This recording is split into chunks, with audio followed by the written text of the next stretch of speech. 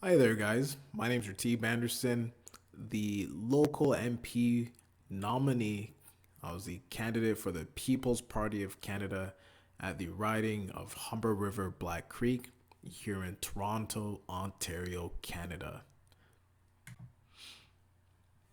I'm starting this podcast really to connect with all Canadians, especially in my riding, and really convey the ideals, principles, and platforms of the People's Party, go over my background, my history, and just essentially share with you who I am and really get to talk, convey, and interact with people on a more personable level and via a more popular medium, that being YouTube, obviously. A lot of my I made a few 3-minute videos just going over many political ideas and legislator that I didn't agree with and things that we could do better. But no, I don't only want it to be about politics. This will be about societal issues. We'll go over economic, social, and political factors that affect all Canadians as a whole, as well as into the future, perhaps other geopolitical issues. But for now, it'll be a bit more domestic and locally focused. Now, again, as I mentioned, my name is Raatib Anderson. I've just participated as the nominee for the People's Party of Canada via the Humber River-Black Creek riding as their potential MP. I humbly we lost that election to the Liberal Party, the incumbent, and in fact, much of Toronto remained Liberal, while outside of Canada, people voted a lot more differently this time around. But yes, let's get into it. So, the Liberal Party called for this 44th general election. That was earlier in August. And as I'm sure you know, this was the first time that I ran in a political forum. And I want to convey just various factors that came into play, what you should do, my experiences there, and perhaps provide a bit more insight into that world. But yes, with the snap election being called in August, I remember I received an email about August 6th, and around probably within a week, I was selected as the candidate for Humber River-Black Creek. But it was a snap election, so we have less than a month to convey your platform's ideals and how you're going to better serve Canadians. The Liberal Party called this election, why they did that during a you know what, I have no idea, but they they called an election with a minority government and ended in the election with a minority government. Nothing changed. Everything's been a bit more stagnant there on out. I feel even just in the economic indicators, I work in car sales. Car sales have really teetered off these last few 2 weeks. And that typically means people are spending less. And if people are spending less, they don't have money and they're hoarding what they do have, thus indicating a potential downward market cycle. So, might be a broke Christmas, if you know what I mean. But nonetheless, Liberal government called an election, ended in a minority government.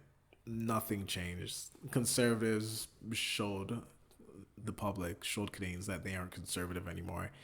The NDP stuck to their rhetoric, stayed on their square, but the majority of Canadians aren't aligned with that. And the Green Party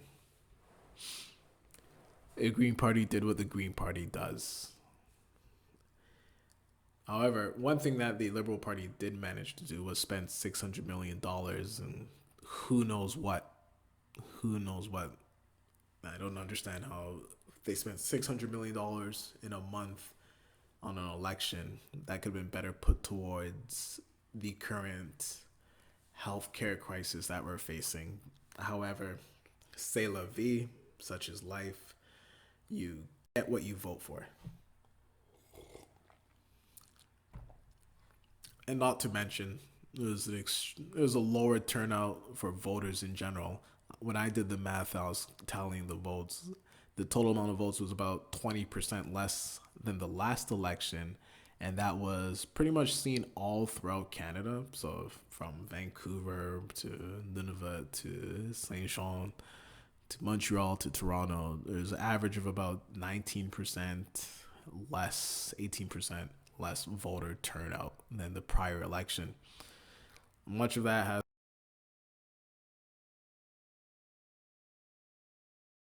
actually, not even that, I feel a lot of that was an indication that people aren't happy, but people don't know what they should do. Many were worried about various rhetoric being put out there by the media. I'll go into that later on, but I do want to remind citizens, Canadians, us, we, the people, we have the power. We choose who we elect to represent us in government. So there's the voters' power. If everybody votes for a particular thing, for a particular party, legislation, if this is what we agree upon, there no other party, no political party or organization could take that away from you, right? The agency is always with the voter, so do not be manipulated by the media. Do your research and vote for what you believe in. Next time, next election, because as the prime minister has said, if he doesn't get a majority government this time, he will call for another snap election. So it'll be utter madness, but I look forward to it. I think one of the common themes, and again, I keep saying I think, but I shouldn't think, these are things that are quite evident. Shame and guilt. That was one of the major themes, major tropes played throughout the media with respects to this election, and a major theme of the general election itself. We had the conservatives shaming and guilting the liberals. We had the liberals shaming and guilting the conservatives, and just everyday citizens that don't agree with their particular policies and there's no legislation with their particular policies and outright authoritarian mandates that they're presenting out to the public. There, you had the Liberal Party shaming people who were simply upholding their sovereignty and autonomy as free thinking individuals, and that's something I'll get into. NDP shamed the rich. That was a common factor as well. I think the Green Party shamed us all for not taking better care of the environment and not putting the environment first, as well as shaming Justin Trudeau during that one debate with respects to how he talks about women and feminism and how he treats actual women. So that was quite funny. But let's get into just what I'm going to go right now into is just an overview of various party platforms, or at least the contending party platforms, the big four: the Liberal Party, the Conservative Party, the NDP, and the People's Party of Canada. Because let's face it, the PPC obtained more votes than the Green Party this election. So the Liberals promised $1 billion in grants aimed at aiding Canadians in purchasing a home. That was one thing they did. They aimed to halt foreign home buying by a moratorium of 2 years. That's another thing we can get into. They aim to restore 1 million jobs lost during the you-know-what. And lastly, they aim at providing each province with a $1 billion grant to facilitate the development of you-know-what passports. So every province, that was their platform. Vote for us, and we will be able to provide you with $1 billion for a you-know-what passport program. So essentially, they're going to be paying provinces to subjugate citizens that do not align with their unethical coercion and I would say media manipulation and the rhetoric surrounding you know what in order to provide a temporary measure, a $1 billion grant to provide a temporary measure to further strip people of their agency and sovereignty.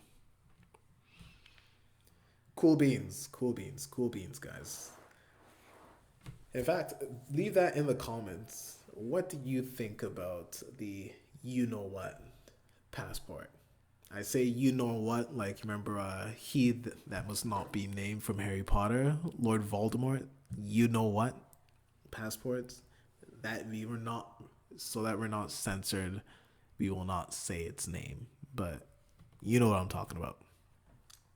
Now we have the NDP.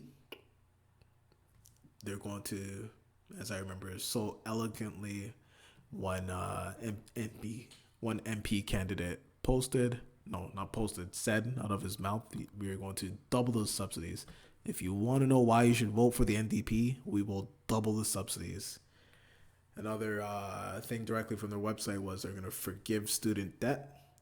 And as Jagmeet so eloquently posted on TikTok, they will tax the super rich. So super rich guys, best watch out. They're coming for you. They're going to tax you. And you're going to pay your fair share, as they said. Now, what I believe with that, I could get into that stuff afterwards. I'll perhaps go over each one in my viewpoint and just kind of dissect it and see the faults there. But really, we could go next into the Conservative Party. I feel like the Conservative Party was really the most disappointing during this election. We know what the Liberals are at this point. We know where their leftist and socialist ideology stand in a postmodern geopolitical lens. We know what the NDP are by their leftist socialist standpoint in a postmodern domestic lens. But the Conservative Party, that is supposed to retain true conservative values, that is supposed to be the outlet in which Canadians who need to oppose the government, especially the time right now, were lackluster at best. They are a mere shadow of their former selves since the Harper days. Their platform, I don't even remember their platform, as it was really truly nothing of substance. It teetered upon being center left, center right. Much of it mirrored merely the Liberal election, and many people saw through it. Many people saw that the Conservative Party was simply trying to be elected. They were not trying to lead, and they didn't stand in their square. You could often find that the Conservative Party would either be trying to blackmail blackface Trudeau, which was funny, or they'd be concerned with the vote splitting of the People's Party. And I feel like that was the most baseless argument that one could have had. Don't vote for the People's Party of Canada because you're voting for the Liberals. If the People's Party wouldn't exist, people simply wouldn't have voted for the Conservative Party because they provided nothing of value or substance. The Conservative Party is a bloated husk of its former self. Plenty of people there, plenty of resource, and nothing was truly produced with that. There's no true substantial opposition. And really right now, the Conservative Party is what the Liberals, they basically, just have it right in front of your faces. Like, hey, the Liberals are bad. Here's the Conservatives. You can vote for them. And they know Canadians won't vote for them because they don't stand for anything unless you just retain a cyclical Liberal government going in and out, calling for snap elections until they get a majority government. Should be fun to see. And now, let's get into it. People's Party of Canada. The big boys this election. The only conservative party left here in Canada, the one party where people's voices were heard and that opposed the you know what passport, as well as all other authoritarian legislator and policies that could be enacted via other parties, other political parties. Now, I found out about this party prior to the last election in 2019. Much of the party platform, as I've always been a more right leaning and conservative individual, have were or really conveyed and expressed and mirrored my own sentiment. So the People's Party of Canada and my ideals were one and the same. Of course, everybody has nuanced differences. We're not automatons. We don't have one collective hive mind. But the People's Party of Canada was the real stuff from what I saw prior to this election. So don't even worry about, even if you don't look at you know what passports, you could take a look at immigration, the Canadian identity juxtaposed against multiculturalism. So both of those things. You can look at the cost of living, you can look at the economy, state of the economy, carbon tax, housing, and etc., and really see that the most optimal and best choice for people was the People's Party of Canada. The most optimal and best choice for Canadians was the PPC. But y'all fumbled the ball. Y'all were afraid of change. You didn't want to give it your all. You were worried about conservative rhetoric of vote splitting. You were worried about, I have to get Trudeau out, and not seeing the bigger picture of you have to fix the entire country because it's been decaying far before it got sick. And when I say sick of you know what. And yeah, a lot of the People's Party platforms would have benefited all Canadians because they're using, as I say, they're using common sense policies to put Canadians first. Now, again, as I mentioned before, Canadians first, that actually does harken on to I believe it was a political movement back in the it's either the early part of the 1900s or late 1800s and that was really focused on I would say that it was rather focused on Canadian values, perceived Canadian values at the time, stemming from British imperialism, colonialism, but putting Canada and their ideas and their belief system first. People who are here adhere to those principles. Now, Canada's come a long way, but we're still in the business of putting all Canadians who are here first. Now, aside from that, I would say that would be the party platforms in which we had to go by, in which voters were able to see online, often expressed in the media, or even perhaps other times censored. Running as an MP, as I mentioned, I received running as an MP candidate, right, a potential MP candidate, because I didn't win. I didn't get elected, so don't come for me. He said he was running for an MP. No, I didn't win. Hold your horses. Relax yourself. I received an email from the People's Party because I knew about them in 2018. I watched Maxime Bernier, listened to a lot of stuff, read the platform, aligned with my own ideologies, studied this stuff in university, already came to the conclusion that this was the best approach for Canadians prior to this party even existing. They just really laid it out on a platform, but the sentiment was there, and it's been there. It's been felt by a lot of people, even those people who don't feel it. nonetheless, you don't see it rather. But nonetheless, I received an email from the People's Party on August 6th, and by August 16th, I was the official nominee for the Humber River-Black Creek riding. In order to do that, from there, you have to be listed on Elections Canada. So just a little bit of background for anybody, because I know I've received a lot of emails and talked to a few people who are often interested in what they could do, how they could get involved, and many people who even wanted to run but didn't know the procedures in which to do so. So you have to be endorsed by a party.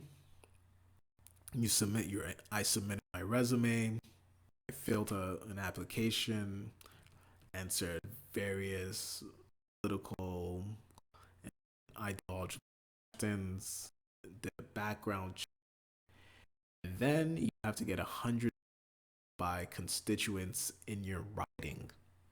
So I had to go around. This my riding, Humber River-Black Creek, is Jane Street. So Jane, Wilson, kind of curves up predominantly up on Shepherd, Islington as well.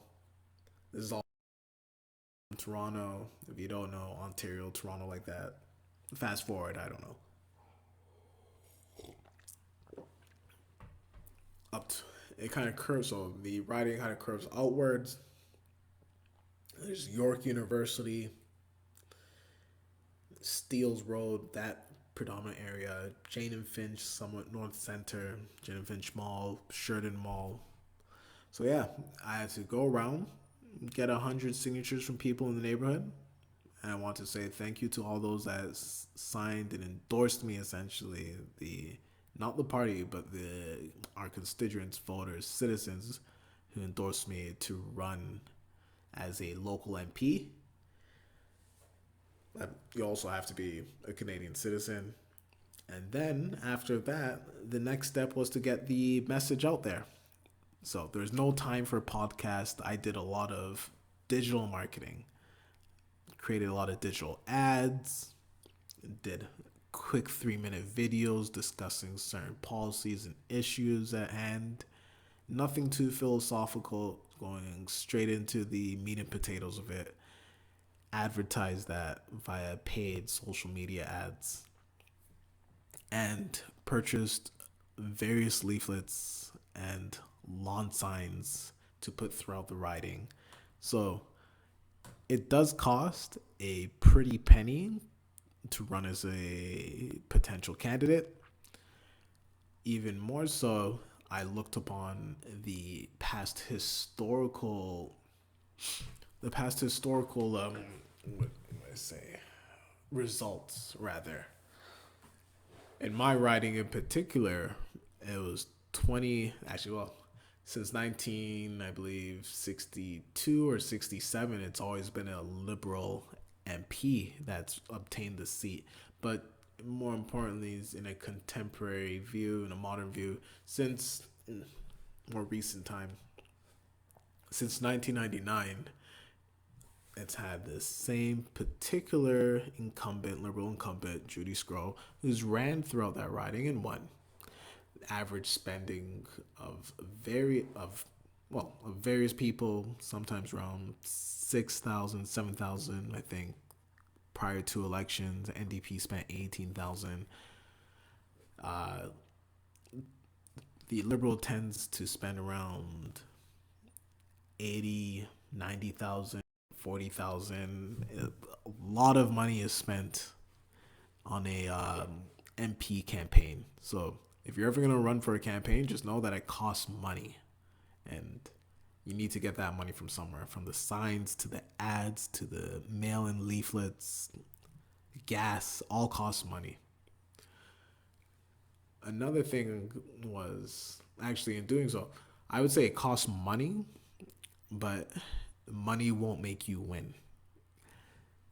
As I've seen highlighted throughout the historical election results, even if you spend as much money as possible, if the general mindset isn't aligned with your particular party, you will not win.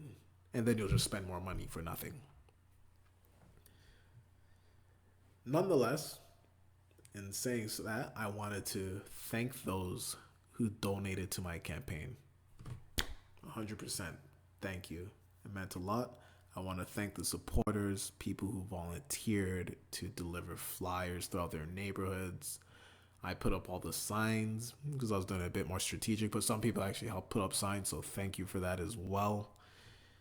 And especially a lot of thanks to people who just called in, right? Who wanted to get to learn more about the platform, who offered support, who people wanted to critique the platform and learn while I was running, but were open minded to learning what it truly was and weren't dead set in their ways. And thank those who gave me advice while I was running during this campaign. It was a hard month and a half or 2 months, whatever that was. It was tough, but it was worth it. Great experience, and it won't be the last time. Oh, give me a moment. Let me get a little one moment. All right. So, sorry, just had to get more water. Gotta stay hydrated, guys. Gotta stay hydrated. Gotta stay healthy. Especially for those of us that aren't able to go to the gym anymore. You know why? Well, otherwise. So, let's get back into it.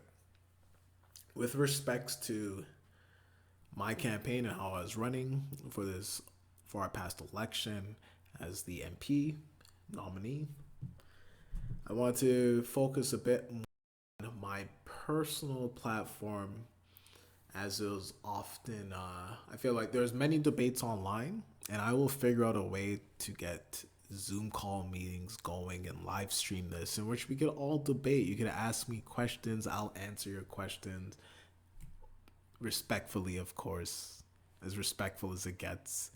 But I remember I had one gentleman call me and ask, oh, how dare you run for a racist party? You know what I mean? How does it feel to be a black guy running for a racist party? And I was like, well, as a black guy, as a black man, as a black individual, as a person of color, but straight up, as a black guy, I'm able to do whatever I like as long as I'm not hurting anybody. My political beliefs and thoughts do not have to align with your stereotypical political beliefs and thoughts and ideas. Just because you have a certain idea, an image, a perceived notion, an implicit bias of what particular people should be, how they should act, what category they fit in, your bias doesn't dictate reality. A lot of people were, I feel like that was just mind blowing to people, and I don't understand why. It's the People's Party of Canada is very streamlined and simple platform. First and foremost, I am a libertarian, right? I am a conservative, but I'm also libertarian, and I believe that people have the right to do what they like to do so long as they are not objectively hurting others. Objectively, so long as the objective isn't to hurt others, people should be allowed to do what they want to do. And I could get into that as well. I think I'll say that for perhaps another video, is the notion of choice and free will. But with respects to my platform, the focus in my writing, especially in all Toronto really feels this, was cost of living. It was entrepreneurialism, and the entrepreneurialism and the economy. It was also the Canadian identity, and that was really juxtaposed against multiculturalism, and the notion of sovereignty and autonomy as an individual, right? This is truly in relation to how the Liberal Party has handled the current you-know-what, and that via the assault on our individual choices and I would say, for the sake of, well, making it simple, just the assault on our individual choices and one's autonomy, one's sovereignty, in the name of safety, in the guise of safety. So really, that was my main focus and party platform, in line with the overarching platform, but just on a more local level, a more micro level, cost of living, economy and entrepreneurialism, Canadian identity, and sovereignty.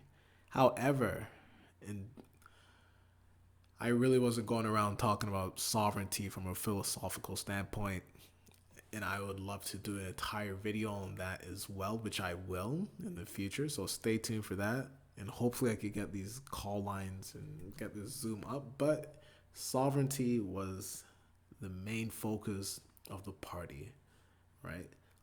Anti or individualism and autonomy and sovereignty was the main focus of our party, while contrasted towards $1 billion in grants on a temporary measure for a passport in order to keep Canadians safe. I mean, if you guys like social credit scores, and that's what you're aiming for, then you vote for what you get, right? You vote for what you get. I think people have to realize that.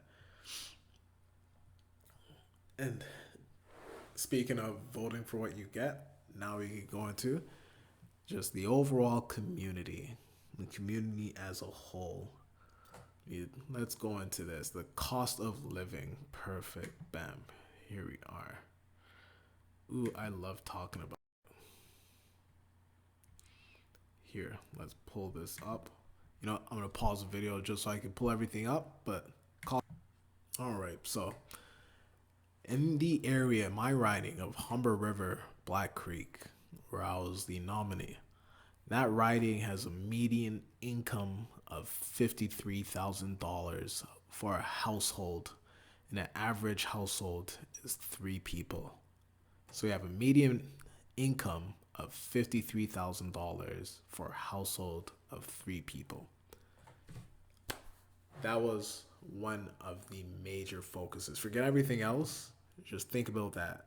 3 people, $53,000 household income, not one person, household. That household income then has to pay for a average living cost in Toronto, right? Because this is Toronto that we're talking about. Average living cost for 3 people is about $3,300. So we have average living cost of $3,300 and a rent cost on top of that for a 2-bedroom apartment, 2-bedroom, nothing, not a fancy condo, no gym, no pool, just a regular old 2-bedroom apartment for $1,900. Most people are making negative $800 per month in our riding. That's what it means. The average household is making negative $800 per month. And this is why you see that these payday loan places, Money Mart, and just the cycle of poverty is so pervasive in the community. It all stems from a place of lack. It's all from lack. That's it. And really looking at the community, talking to people, and seeing what their needs was. People need money, and people don't have money. And the cost of living has gone up so high, and people are earning still stagnant wages. It's the what's the word for it? Just the gap between income and cost of living, the disparity between those two, right? These groups they're a disparaged group in this community. No way, no ands, ifs, or buts about it. Nobody should be earning $53,000 per household in 2021. It's crazy. It's crazy. That's madness. And that best describes the community as a place of lack. People need services. People need money. Straight up, people need money. They don't need services. Call all the foolishness, you know what I mean? People need money. And how do people make money? That's what really the state and people really need to come together and work on. However, the state and political parties have taken up the avenue of pandering to people. So the political pandering that's gone on, it's so rife in the community that people think that the government coming in every couple elections means that the government's going to give you some money. You know what I mean? People need money. I understand that. But the government isn't your parent. The government doesn't give you an allowance. So people need money. The government comes in and panders with the promise of money. Sometimes they give you a few crumbs off the table, a few crumbs, but otherwise there's no substantial change. I would say, with respect to that, you really then have to hearken on to the fact that they voted for the same political party or they simply don't vote. You know what? I remember there was an article about this. Let's go. Because the community definitely needs help. However, yes, I remember. It was an article, CBC News article. It was posted September 4th. Toronto riding with the lowest voter turnout in Ontario last federal election feels that the community has been ignored. The Humber River-Black Creek riding was tied for the lowest voter turnout in Ontario in the last federal election. So the prior election, not this one, the prior, although I assume that they are aligned with this election. But the prior federal election, which was 55% of eligible voters heading to the polls in Toronto in 2019, in this Toronto riding in 2019.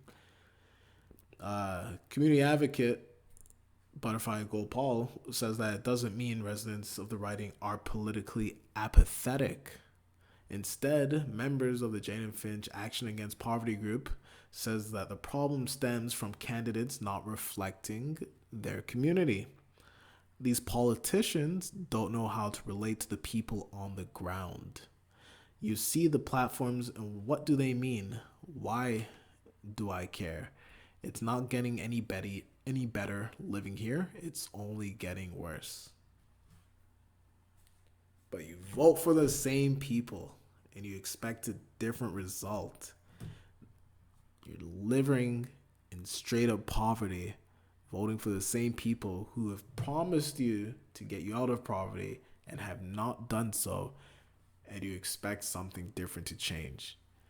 And even if they were to give you a grant here, a grant there, a little bit of money, it does not help solve the fact that the income is stifled in comparison to the cost of living, which is set to only increase if they increase subsidies, because the state doesn't work anywhere. The state doesn't have a job. The state gets money from your taxes. Straight up, the state gets money from your taxes.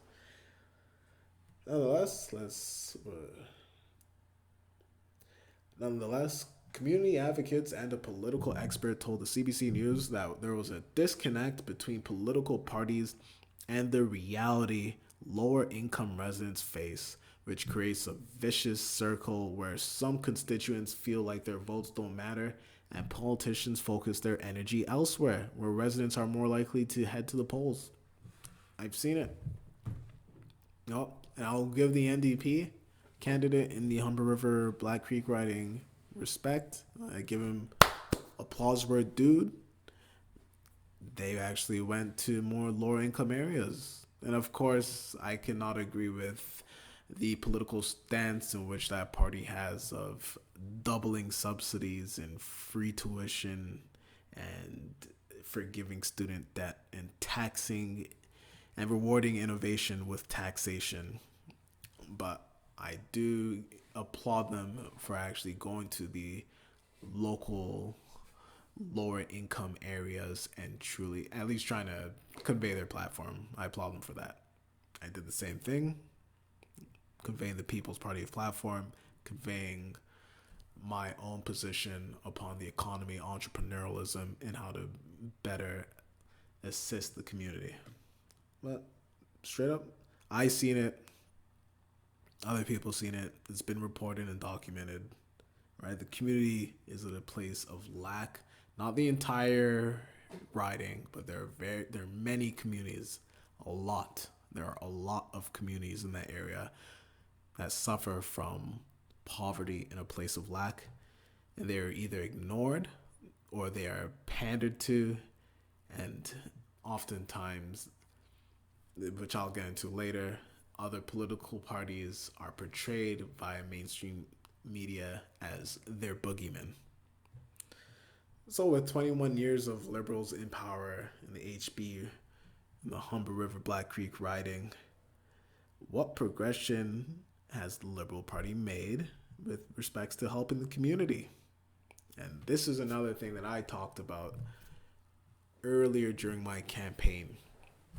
Because the People's Party is for the people.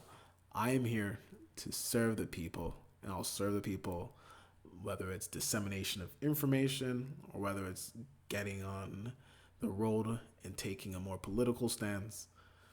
There has to be people that are truly there for the benefit of the community and the nation.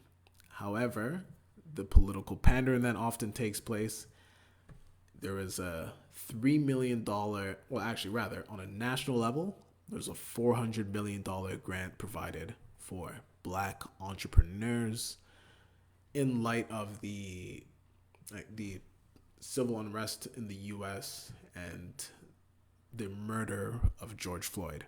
So the Liberal Party, I believe it was last year, last year, provided a $400 million grant for Black entrepreneurs, Black businesses. In our riding, they provided $3 million in grants for Black businesses. Sorry, not grants. 400 million, 3 million in loans, not grants, loans to be paid back. And this is going to tie in with what I was talking earlier about lack. So the Liberal Party managed to provide a loan geared only for Black entrepreneurs. However, you have to take into consideration the entire community. Black people in that community only make up 16% of the population. The median household income is $53,000, no matter how you cut it intersectionally, Black, gay, straight, Asian, white, whatever. Who cares? On a numbers level, the median income is $53,000 for a household of 3. Black people in the riding, Caribbean, African, diaspora, make up 16%, right? Doesn't matter whether they're born there Black, whether they immigrated there, all Black people, 16%. In Canada as a whole, our population is about 3.5%. I believe the indigenous native population is about 5%. So we are a true minority, yet you had $3 million in business loans in an area that is stricken by lack, provided only to Black people because of, that was really one thing that you have to think of, but I know why they did it. Do you know why they did it? Think. Why would the Liberal Party give only 16% of the population $3 million in loans and not the entire population for those who could use it on a socioeconomic level? Why would they do that? Why would they do that? I know the answer. You want to know the answer? Okay. Political pandering. Straight up. It's that simple. In fact, I remember when I was on this forum for the Black History Month Expo, it was just a meeting, delegation of all Black candidates. Conservative guy was white, but everybody else was Black. I'll talk about that after. One lady in particular said that she doesn't know one Black business that received that grant. I myself applied for that grant, and I'm going to talk to, and now you'll see why it ties in. I looked at it, and if you are starting a business, if you do not have if you're living in a place of poverty or you're coming out of a place of poverty and you really had to pull yourself up, claw your way out, work hard, you've took out loans, you destroyed your credit, paid back loans, or in that process, if you live in a state of poverty where your income is negative $700, $800 per month, you will not qualify for those loans. And thus, the government won't even give you those loans. And that is really the crux of the issue. They will present you an opportunity, but they have no intention of giving it to you. They need to see you stuck where they are because that helps fuel their power structure. People have really been duped, been straight up duped. And that is just one issue. The other issue is that if everybody is living in an area where the median income is $53,000, you could have easily applied a grant, a loan. You could provide the loan for everyone so that all entrepreneurs would be able to access this. All entrepreneurs and potential entrepreneurs would be able to create businesses. They'd be able to hire people. They'd be able to provide innovative services. And you could have money circulating and being produced in the community by people living in the community of all colors and backgrounds, as we are all Canadian. But the Liberal Party plays identity politics. The Liberal Party is divisive. The Liberal Party does not have your best interests at heart. And the Liberal Party knows that you will continue to vote for them no matter what they do. They could shame you, they could guilt you, they can make fun of you, they could ignore you. And because you believe that it was the Liberal Party that got you into the country, when in fact Canada simply needed immigration during the time in which a lot of us came here, that you are indebted to them, that you owe something to them. And I'm here to tell you, you owe them absolutely nothing. You owe no political party anything. You owe the state of Canada the decency and respect of being a good citizen. You pay your taxes, which we could say how much taxes you owe is even questionable. And other than that, you consent to forego and abstain from violence and the use of violence and have a cohesive, peaceful state and not a warring states period of, you could say, China or Middle East or medieval England, medieval Europe rather. Right? We forego the use of violence and having warring bands and warring states and tribalism in the name of having a peaceful and unified society.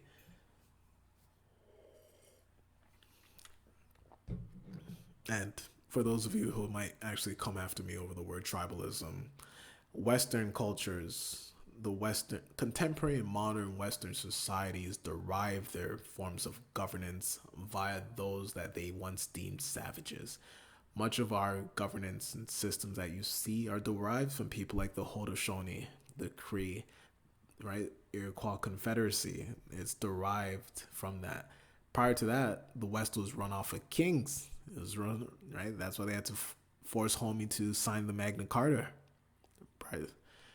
So don't come after me when I say tribalism. I don't mean tribalism in the sense that, there are a place in which a society stands in a linear timeline. There are forms of bodies and governance all happening at once in a contemporary timeline. The Haudenosaunee structure and governance and culture was just as equal to that of the English and British monarchy, and they saw that, the settlers that came here saw that and adopted that into the form of governance that we have now. That's why we don't really have the Queen signing anything, and that's why we elect individuals to represent us.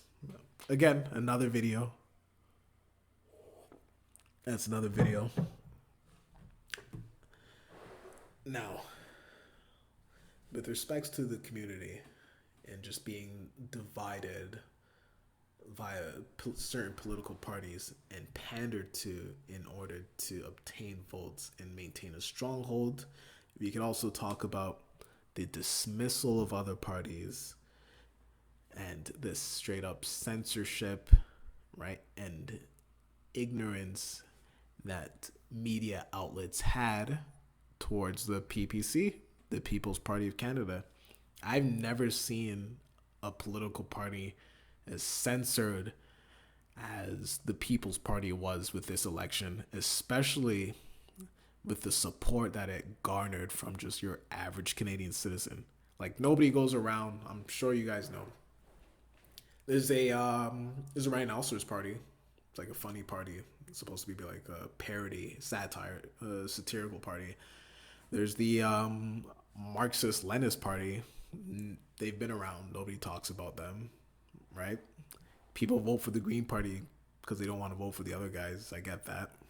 But the People's Party was censored at a rate that was astounding. I've never seen that. I myself,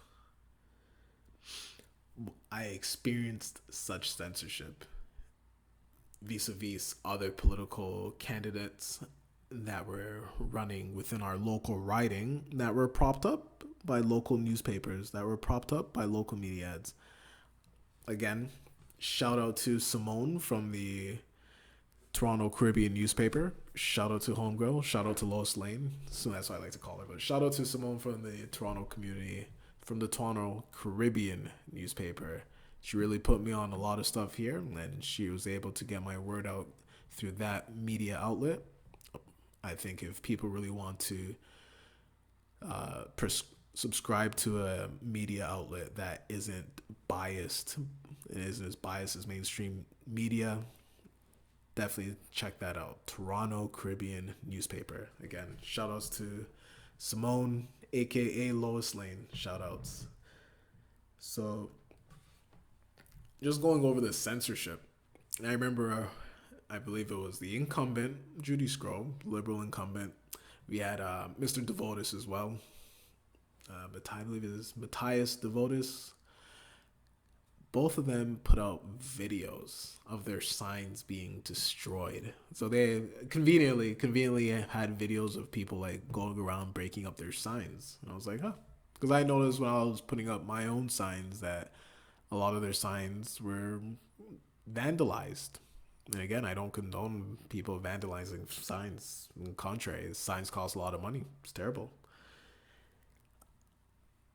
I've seen that they put these pleas out on social media. However, I felt that as though it was a bit performative, especially with the videos and the pictures. Like, guys, people don't like you. The amount of calls and just comments that I got on my posts, it was, you have to take things with, you have to be able to take it to your chest. Hold your chin. Not everybody's gonna agree with you. Not everybody's gonna like you or your party. Is what it is. Such is life. In fact, that's why I didn't put my pictures on signs, because some people might not like your face. They just might not like you, let alone what you stand for. But yeah, I personally suffered. Not only did I suffer, I wouldn't call it. I suffered people's implicit bias in views and vitriol. But I also suffered people just literally taking my signs up and tossing them, people damaging my signs. But I didn't need to go out there and shame people and be like, oh, stop taking off my signs, this, that, it's an offense. Like, no, bro, if you take my sign, the message is still heard. But I will say this. Downsview Advocate, local newspaper. You guys are whack. Straight up. Said it. Whack newspaper. Hope you guys see this video. I don't understand how you're going to have all the other political parties, their candidates for the riding up, but not me. Rude at best. Rude. In fact, I wasn't even checking for y'all. It was about, I believe it was two supporters of mine who noticed the local newspaper and were like, oh, you're not in it. They're like, what is this? I think even one of them might have called you, but c'est la vie, water under the bridge. I didn't appreciate it. Censorship. At least like I feel like, and this was really not only in line with the establishment parties, but the mainstream media in censoring the People's Party voice. But in censoring the People's Party's platform and voice, you helped galvanize the support in which we had. So it's a dual-edged sword. I don't know why you guys would do that. If our voice was so invalid, why not just let Canadians decide for themselves? Right? If somebody said something stupid and you show people somebody saying something stupid, they're obviously not going to support that person. But I guess you guys feared that was right. So that was cool. But that was cool. Firsthand censorship. That was fun. Never experienced such a thing. Didn't think I was big enough for that, but cool. C'est la vie. Now, speaking of not only people tossing up the signs and censorship, but like I really care. I honestly don't give two shits about it. I really cared about it. But what really kind of was disheartening to see was that the only negative retort, the only rebuttal people had towards my personal platform of reducing the cost of living, ensuring that Canadian workers had more access to jobs, right? Lowering immigration quotas to ensure that there is more housing available, and upholding individual sovereignty amongst other platforms. But it's really one of those, as well as entrepreneurialism and being able to provide for all Canadian entrepreneurs and spur innovation in business throughout our riding. Was that the only rebuttal that people had was that the PPC is racist. They're racist. Oh my God, they're racist. Oh, how does it feel? That party. Look, here's Maxime Bernier, and he's taking a picture with these white guys, and these white guys are in another picture, and they're all racist. They're white supremacists.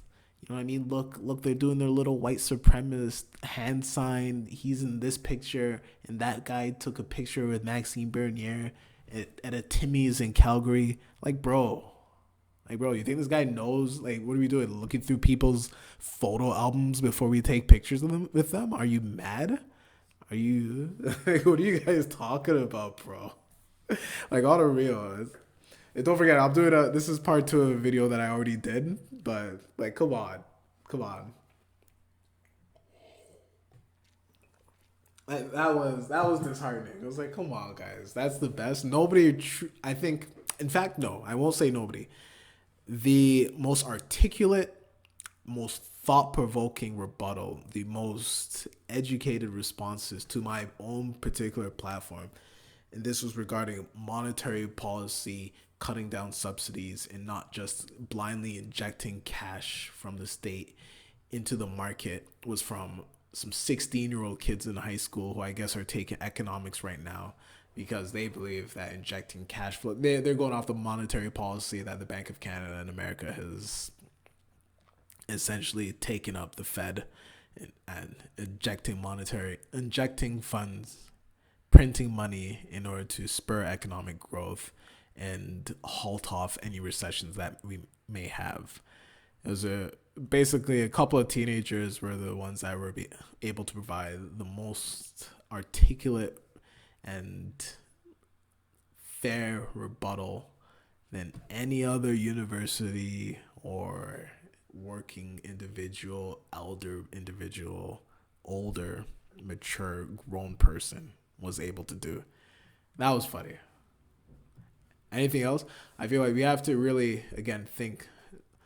Let's try to now think off of logic and not just emotion. Let's use our logic and empirical evidence and not just fear, hate, shame, disdain, but mainly it's fear. It's really fear. Let's not just use fear as our driving emotional, as our main emotional drive. Use logic. Logic's your drive, not emotion. Logic is the drive, not emotion. All right, that's one thing, because the whole racist thing. When you look at it, Canada, the state of Canada, that people from all over immigrated from, that we all contribute to, and that we help to grow into a better society, was founded on the hegemony of indigenous lands, destruction, straight up murder of indigenous peoples. It was founded off of the slave labor of the British colonial empire, because there were slaves in Canada too. And it was founded off the exploitation of disenfranchised groups of people that were here in the name of British colonialism and white supremacy, Western hegemony. That is what Canada is. That's what it's founded off of. So when people say, "Oh, that party, he took," there was a one of their members was racist. He was part of a racist white supremacist groups, and he was excommunicated. Though they got rid of him, but he was racist. So how could he be with that party? It's tantamount to saying, how could you live in Canada on lands where people who used to really live here were murdered by a British Western imperialist state in the name of colonialism? How do you stomach that? If living in the past, or if looking at the past and looking at injustices in the past means that you're unable to associate yourself with particular groups, like how do you look at Justin Trudeau, who blatantly wears blackface on multiple occasions, not just a costume, you know what I mean? You can say like you do a one-off costume, whatever, is goofy, bro, don't do it again. This guy does like 2 or 3 costumes, and you guys are just like, oh, okay, but who else am I gonna vote for? Like, what are you talking about? What are you guys talking about? How do you continuously vote for a man who did racist things in the past, but said sorry for it? You forgave him. All right. So I think a lot of people have to look at a particular party that may have had unsavory associations in the past and learn to forgive them, especially if this is not what they upheld, if this is not what they promote. Lowering immigration quotas and saying that multiculturalism is dysfunctional is not racist. So stop it. You might not agree with it. It might hurt. Like, multiculturalism, ouch. It's because we were all fed the same academia in university, in college, and actually early on in social studies in grade school. All right? It doesn't mean that it's true. Just because we were taught something before, it doesn't mean that it was absolutely true. Thus, not only was I able to see that in our community, we're suffering from a place of lack, especially a lack of finances, but I could go in other videos, I'll go into what else we are kind of lacking. But we have a blind loyalty to adhere to particular political influences without really looking at it from a logical standpoint as to how it better serves not only the community, but the nation. So I think we're putting a lot of political affiliations and past political, feelings first before looking at what is going on right now. So Pierre Trudeau, that name resonates a lot of warm feelings, a lot of fuzzy feelings about when people first came to Canada, multiculturalism. Also, I'm sure Pierre Trudeau does enact and kind of bring up a lot of feelings of the War Measures Act being enacted for a time when we weren't having a war, but depends who you talk to. Nonetheless, all Canadians, people of color, non-visible minorities, straight, gay, black, white, settler, indigenous, one thing that is universal with all of us is that we do not owe any political party our blind obedience and our blind allegiances. So you don't owe any political party your vote. The political party should earn your vote. You don't just vote for them because, oh, what else am I going to do? Who else is there? Like, vote for the party that best serves not only your interests as an individual, but the interest of all Canadians. Because much of us are divided by this identity politics. We're divided by these ideals propagated by postmodern institutions, academia, and this collectivist, or actually, it's not even collectivist, it's anti individual mindset.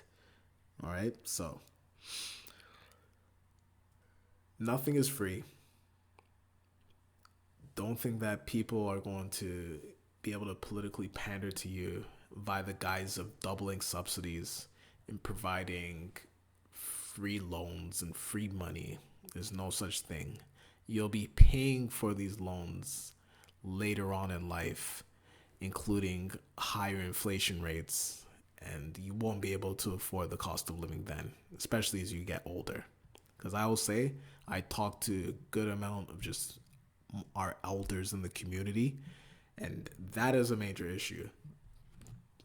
While the median household income is 53,000, and the cost of living continues to go up, there are people who are now accessing their pension, $1,500 a month, $2,500 a month, and can't afford to live off their pension alone, but they're now 70, 75 years old, 80 years old, and can't physically work. Some people are injured, or they can't work as hard as they could,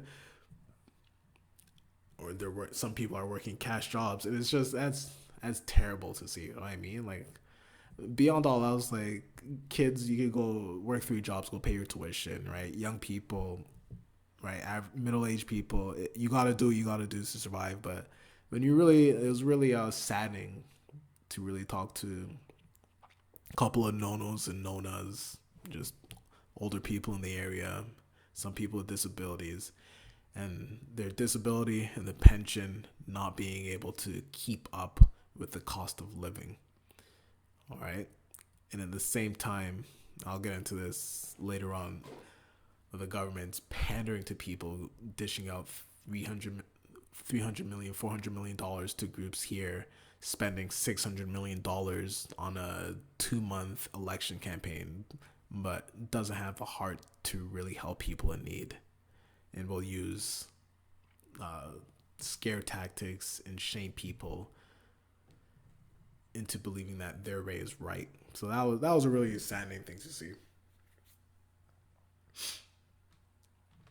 But let's go into, at least right now, I think, because I'm going to wrap this a bit up soon, but I definitely want to, during the campaign, I want to discuss a lot of the calls and election, a lot of the calls that I received pertain to election, but not only that, but it's just really conveying my viewpoint that was said in certain articles, going over those and questions that were presented to me in certain political forums. So let's go here.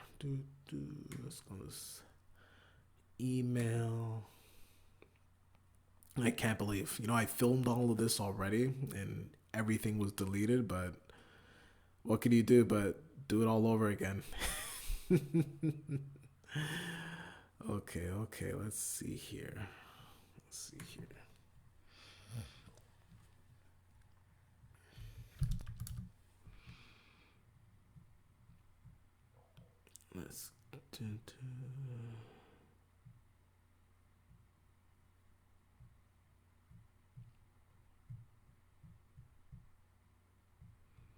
Let me see. Just looking for the first one. Yes, this Humber.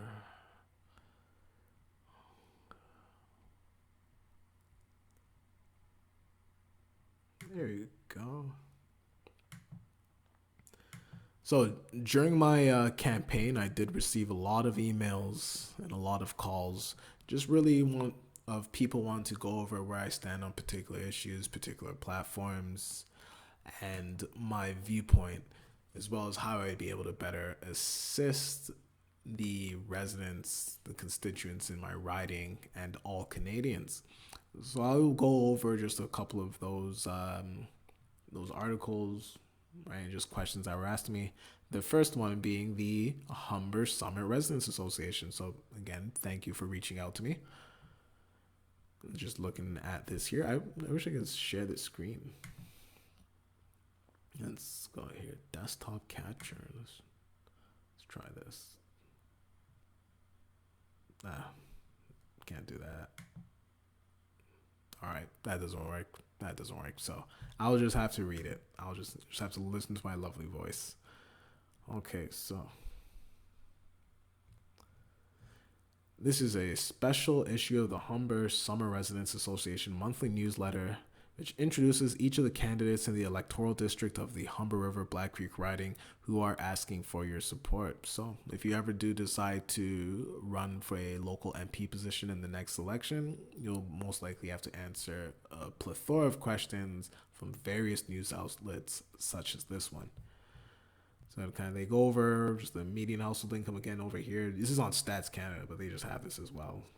And things of that nature. So why are you the best candidate to represent the Humber River-Black Creek riding? And this is via the PPC. So why am I, Raatib Anderson of the PPC, of the People's Party of Canada, the best candidate? In which I stated, I'm the best candidate for our riding as I will ensure we equalize federal funding not based upon gender or race, but via socioeconomic need, as I mentioned earlier. Therefore, as an example, instead of providing $3 million in loans and grants to Black entrepreneurs who make up 16% of the population in our riding, again, 3.5% of the population in Canada, I'll provide opportunity to all entrepreneurs. Because especially with respects to the Human Rights Code of Canada and the Charter of Rights and Freedoms, you cannot discriminate on hiring people via the basis of race. So if everybody in the community is making businesses and hiring people, we're going to be hiring people based upon skill set, right? Not race. And now, what is the most important issue in our area? And again, this comes from lack. Definitely, first and foremost, a lack of finances. The most important issue affecting residents in the riding is the deficit of income in relation to their expenses. The cost of living for an average family of 3 is $3,300, while a 2-bedroom apartment is $1,900. And thus you get it. You have a deficit of about $786 or so. And what residents in this area need and what all Canadians need is not more subsidies, just more money given to you by the state, because the state doesn't work anywhere. The state doesn't have a job. The state doesn't provide goods and services. The state obtains its money via taxation.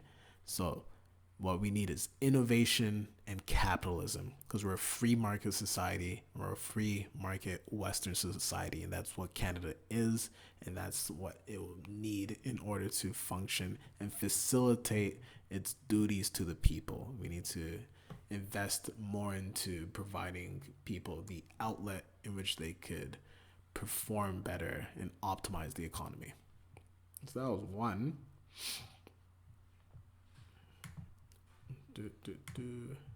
Let's see here.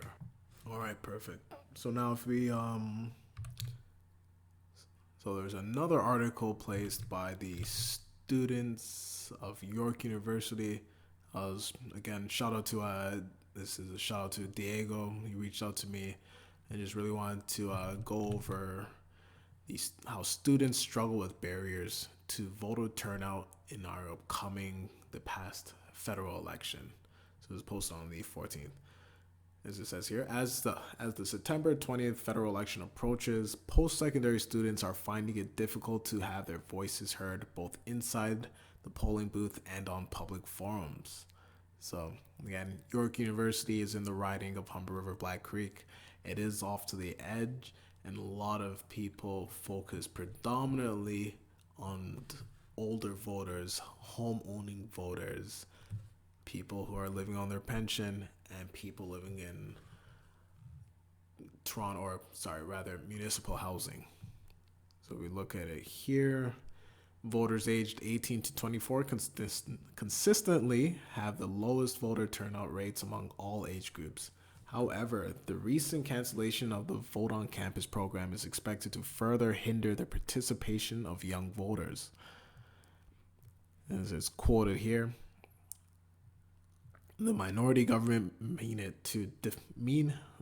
there's a typo. Anyhow, the minority government meant it was difficult for Elections Canada to provide campus administrators with a clear timeline to secure the space required and help us recruit the election workers needed to deliver the program. York U believes the cancellation of Elections Canada Votes on Campus program will create barriers for students who wish to vote in the federal election. This is why President Lenton wrote to Elections Canada this past November to express her concerns about cancellation of this program and the impact it will have on the ability for our students to participate in the democratic process. So all in all, students' voices aren't getting out there. Much of their concern isn't being addressed, and as I mentioned prior, the area in itself has felt as though many people have been disregarded by all political parties. But as we go into it here, young voters also believe a lot of key issues that affect them are being overlooked. In an interview with CTV News, Catherine Scott, senior economist at the Canadian Centre for Policy Alternatives, have said that topics such as access to education, the current crisis around affordability, and trying to establish in the labor market are being glossed over this election cycle. So, let us go into this.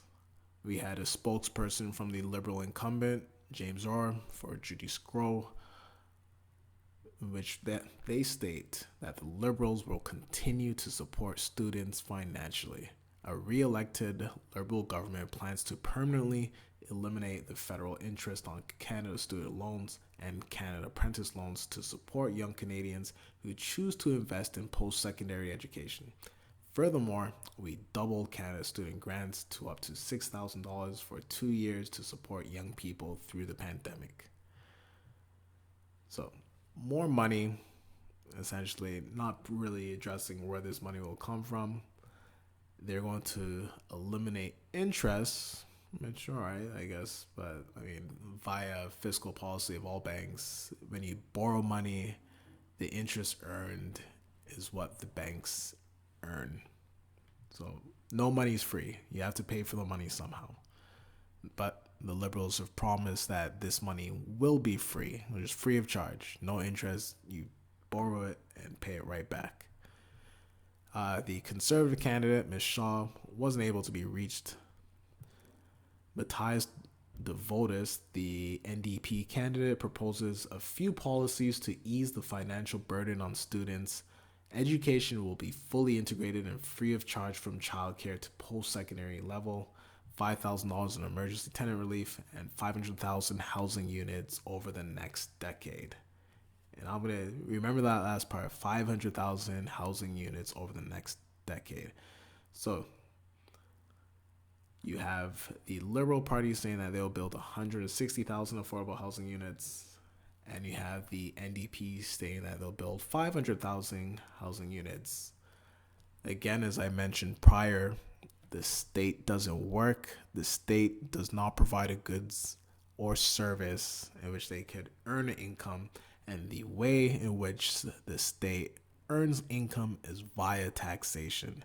So you will be paying for providing 500,000 or 160,000 affordable housing units over the next 10 years. It will be the taxpayer. It won't be the party paying for it. It'll be you paying for it.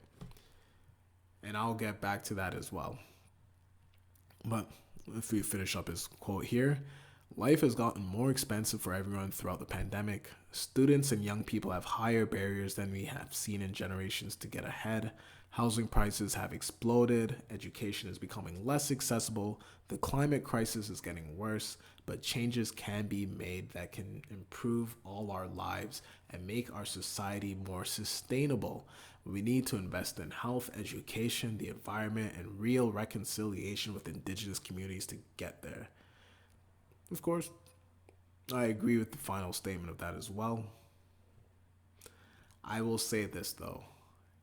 During my tenure as the local nominee, right, for the People's Party of Canada, in this riding, and just throughout my interactions on political forums, there was the Black History Month Expo, there was various calls in which I took part in, and just really reading up on other people's platforms, listening to what they were saying. I will say this: the Liberal Party and the NDP Party, conservatives as well, but not really, mainly really more so focused on the Liberals and NDP, have the most articulate platforms, have the ability to say the most, I would say, they have the ability to say the most beautiful words, lovely speeches. It all sounds great, it feels good, and it means absolutely nothing.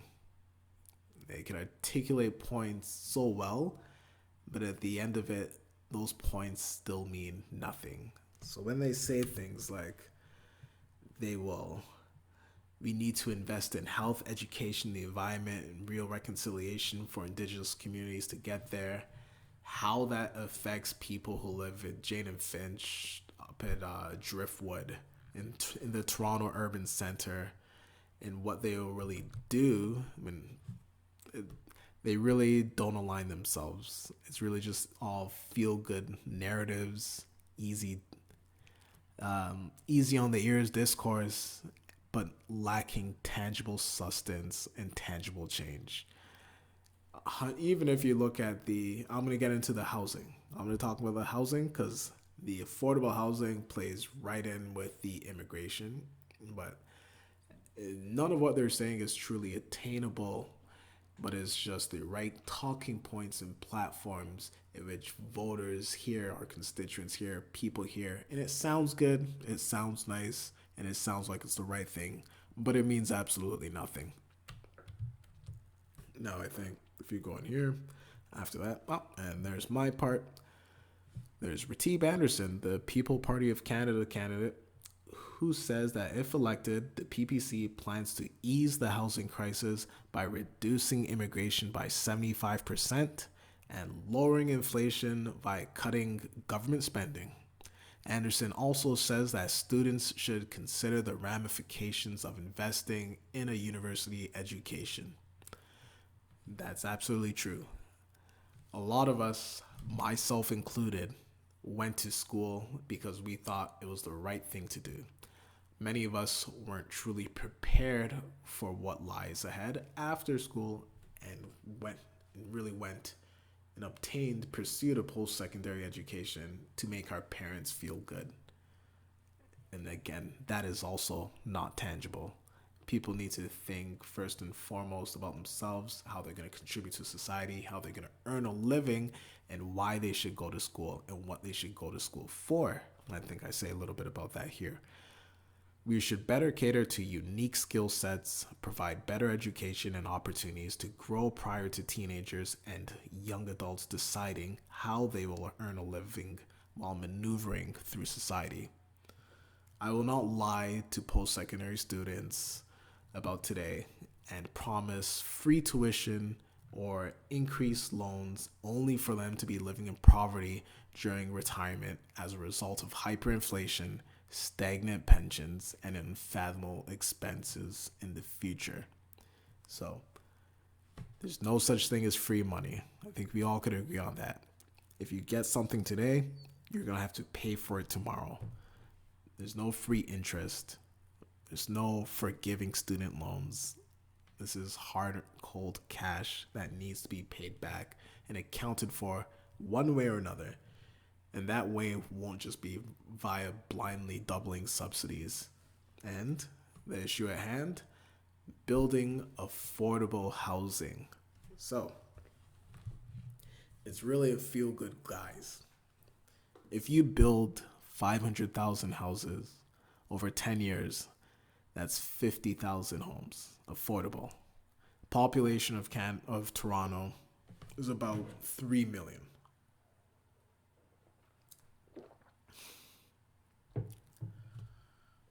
However, not only is that 3 million in need of affordable housing, right? Not the entire 3 million, but a large portion of it. You have an increase, a projected increase, a hoped for increase via the Liberal Party and NDP of 400,000 immigrants per year. So if you're adding 400,000 immigrants per year, who are obviously going to go into enclaves and congest urban centers, you'll have about 4 million new arrivals in Canada in the next decade and only 500,000 or 160,000 homes. And therefore, the affordable housing initiatives that these two parties place will be mute. It will be lackluster. It will have no impact to lower the cost of living, lower the cost of rent prices and property prices in our country. And it'll be a mere blip in terms of history. It'll be affordable housing units that a few people could afford, while you had an increase of 4 million people in the total Canadian population in the next 10 years if we allow for immigration quotas to remain as high as 400,000. This is where I should have voted for the PPC. We have your best interest at heart. Stop letting identity politics and feelings get in the way of voting rationally for your own best interests and start putting Canadians first. But that's your boy. That is your boy. What are you going to do? Right? Ooga booga PPC is racist. But nope. Y'all, you get what you vote for. Straight up. You get what you vote for. Lastly, I'll be going into just a few. Actually, I think I'm going to go with one point from the Black History Month Expo, which was a delegation of various political candidates who happen to be black, and though there's one conservative candidate there who's white, in order to convey their thoughts and platforms to the black community on an open forum. Several general questions I remember that they asked, and there was, where was it? Yes, there's one particular party-related questions, although I'll go over all these in another video. So the party-related question was, your party has a strong stance, your party, the PPC, so my party, has a strong stance on immigration. As I just discussed, the benefits of perhaps putting Canadians first and not the rest of the world. But nonetheless, your party has a strong stance on immigration. There is a high representation of the African Canadian community who are immigrants or newcomers. How does your party appeal to Afro-Canadians when on the surface it seems the PPC is oppressed to us being here? What is specifically appealing about your party that should gain our vote being black people? Which I find, even now in hindsight, looking back at that was not a loaded question, it was a funny question. What should a political party do to gain any particular ethnic group here in Canada's vote? Especially all ethnic groups that are part of the settler community. What should a political party do to gain their vote? I hope that it would be to have their best interest in mind and put their needs first before the political party, and not merely pander to them on the basis of skin color and ethnicity. But this is the world that we live in right now, and we have to chip away at it brick by brick, day by day, in order to make a substantial change. And nonetheless, my answer was, I think, pretty clear, pretty concise. easy enough. The which was really harking upon the legislation of multiculturalism and its ability to subvert national identity. It really conveys how detrimental the Multiculturalism Act is as a policy.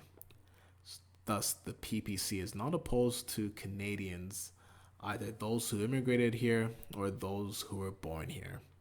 Immigration and the current state of our economy correlate with one another.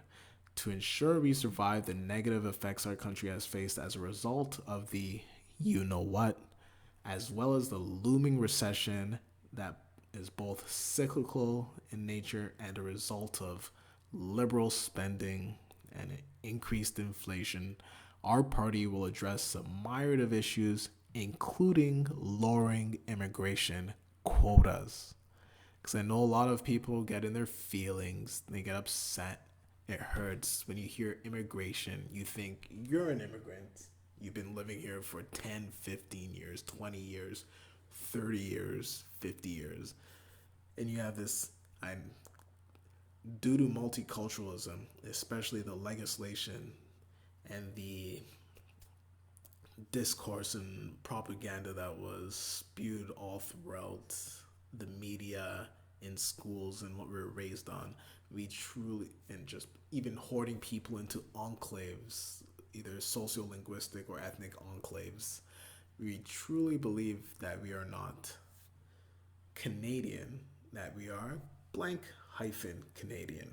So when people ask me where I'm from, I don't just say, yeah, I'm from Toronto, I'm from Burlington, I'm from Brampton, I'm from Scarborough. I say, I'm Jamaican, I'm Korean, I'm Serbian, I'm Croatian, Polish, you know what I mean? I'm Chinese, Vietnamese, Filipino.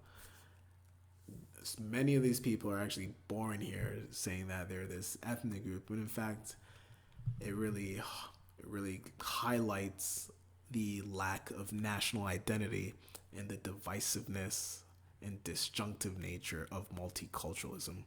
Canadians would be served far better with a melting pot society, as would have one cohesive state and people would feel at home and at ease with one another. But as I remember, retired professor Salim Mansur from Western U said, it has created a form of tribalism. It really has. We're all separated. I say tribalism because it really does invoke a lot of stereotypes when you have a bunch of people separated by ethnicity but all living together. So, nonetheless, let's continue on here. We intend to lower immigration from the desired 400,000 per year to 100,000, 150, and focused on skilled labor immigrants. This will enable us to better provide for Canadians who are currently living here, people born here, and immigrants alike. Lastly, all Canadians living here are who we put first, and we owe it to ourselves to take care of our domestic community first. Plain and simple, easy enough. That feeling, I know a lot of people, it's the rebuttal would either be you're racist or you're an immigrant. I'm born here. And even if I was an immigrant, I pay taxes, I have a Canadian passport, and I've been living here. People have to get this notion of I'm an immigrant out their head and really put in I'm a Canadian. But that takes work. It's not an overnight process.